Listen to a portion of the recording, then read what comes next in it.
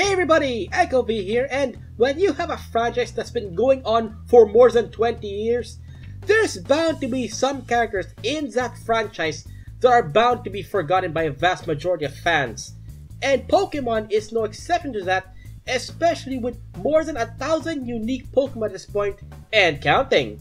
So for this video, I'll be counting down 10 Pokemon that in my opinion are one of the most forgettable Pokemon out there. And just for clarification, I am only counting the base forms of these Pokemon. So no Mega Evolutions or anything like that. I mean, who here forgot about Mega Evolution, am I right? Also, I'd like to point out that I'm not trying to spread these entries between each generation. I just literally looked at the entire list of Pokemon out there, saw one of them and was like, oh, right, you exist. I forgot about that.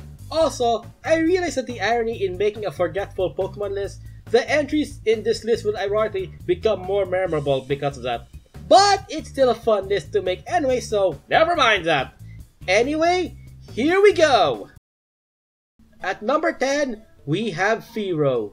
No Gen 1, just because you're the OG does not mean that you are safe from getting a spot on this list. Anyway, every time I replay Gen 1, I somehow always forget that Fearow is a thing.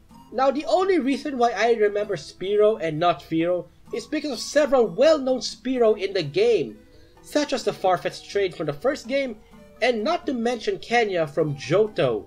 In addition, no notable trainer even uses a Fearow in the first place. Everyone would rather just use Pidgeot, and honestly, I can't say I really blame them one bit.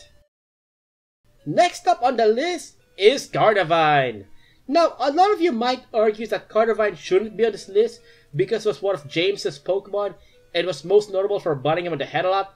But honestly, when I think of a Pokemon belonging to James that bites him on the head a lot, I don't think of Gardevoir. I think of Victreebel. I mean, really, you really have to applaud Game Freak for taking a cool plant like the Venus Flytrap and turning said plant into a Pokemon so forgettable that it's just as memorable as what I had for dinner last week. I mean, just look at Gardevoir. All they did was make it a bit more monstrous, add a couple of eyes, and then bada bing, bada boom, we have a grass type approved, put in Diamond and Pearl, and on to the next Pokemon to be designed. Oh, and just in case, let's give this Pokemon an ability that hardly makes sense for it. Yeah, they'll show him and make it memorable. Oh, how they failed miserably on that part. Next up is Chingling, and contrary to Gardevoir, where I often forget that James actually has one, for some reason, I always remember that he has a Chimecho. And when it comes to Chimecho, it's actually quite funny that I often forget that it evolves from Chingling and isn't a standalone Pokemon. And this is probably because Chingling debuted in Generation 4. You know, the same generation that introduced several other baby Pokemon that not only are far more memorable than Chingling, but also evolved into way better Pokemon than Chimecho, often leaving Chingling in the back. Maybe when Game Freak finally decides to evolve Chimecho into something actually useful in battle, will people finally chime for Chingling? Yeah, I could have worded that better. And coming in at unlucky number 7 is Mossym. You know what's funny? Wormadam is hated by a lot of people due to her unnecessary cloak gimmicks, yet it's this ridiculous gimmick is what makes Wormadam far more memorable than her male counterpart Mossym. I mean, what does Mossym get? Absolutely nothing. If anything, the only thing significant about Mossym is that one of them was owned by Cheryl in the anime, but even then, Cheryl is far more commonly associated with Chansey, pushing Mossym even further back.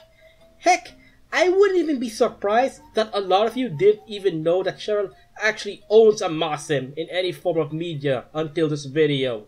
Plus, Mossym is a Moss Pokemon, sure, but let's face it, we've got several other Moss Pokemon that are far more memorable than Mossym.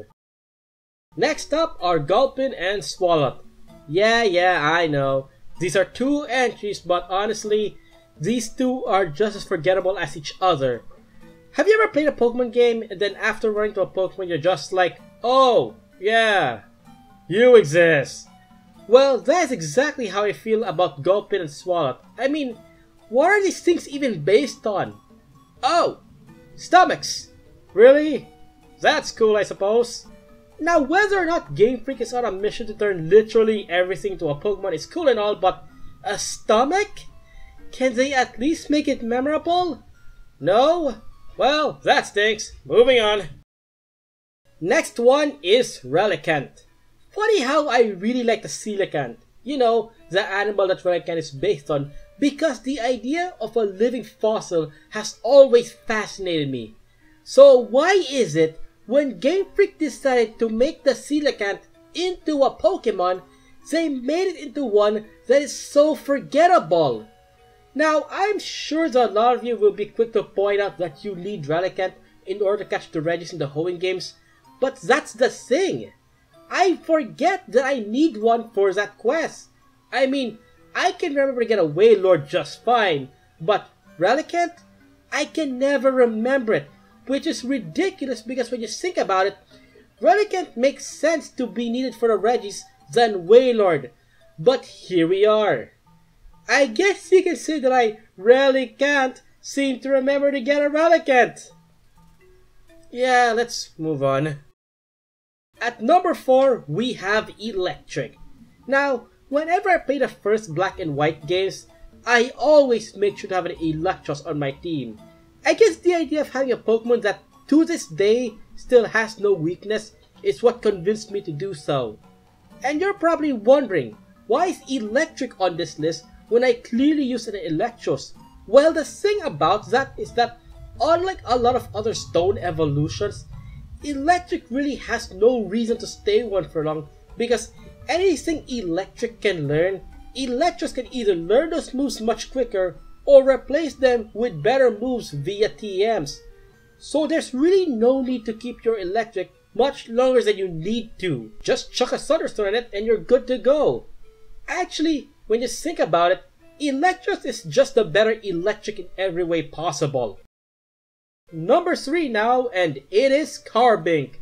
Carbink is quite cute, honestly. I mean, it's a little rock rabbit thing with blue crystals.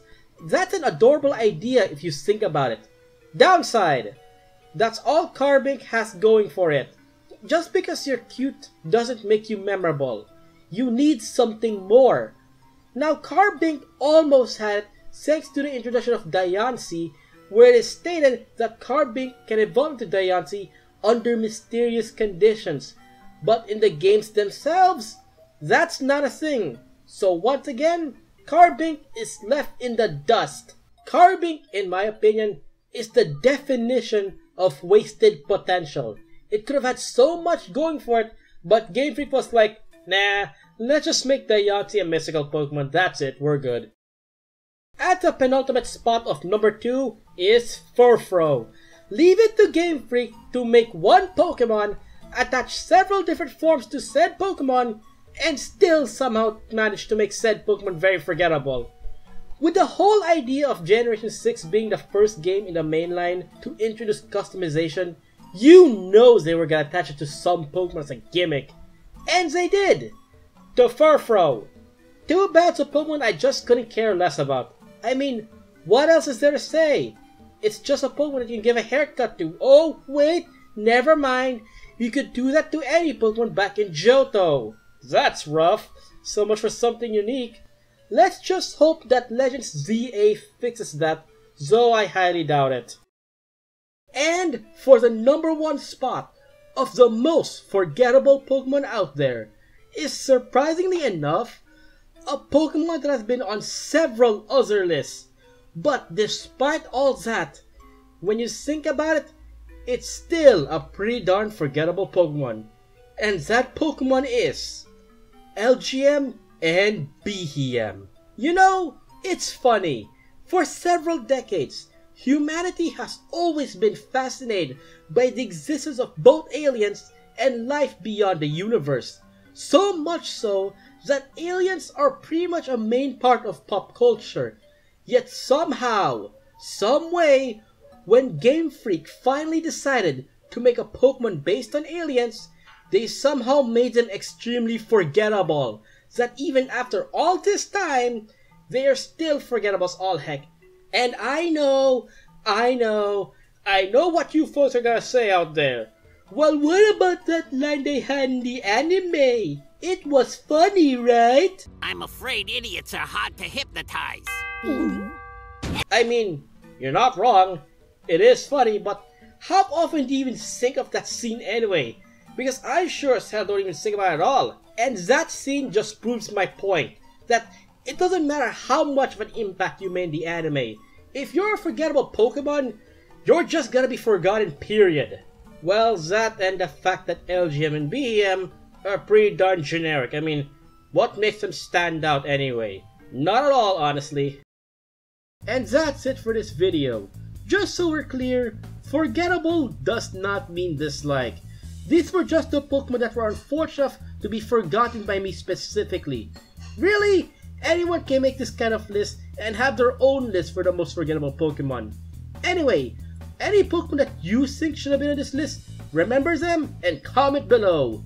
Link to the artist in the description below. Thanks so much for watching. If it's your birthday today, then happy birthday. And I'll see you all in the next video. Bye everyone, be good to each other.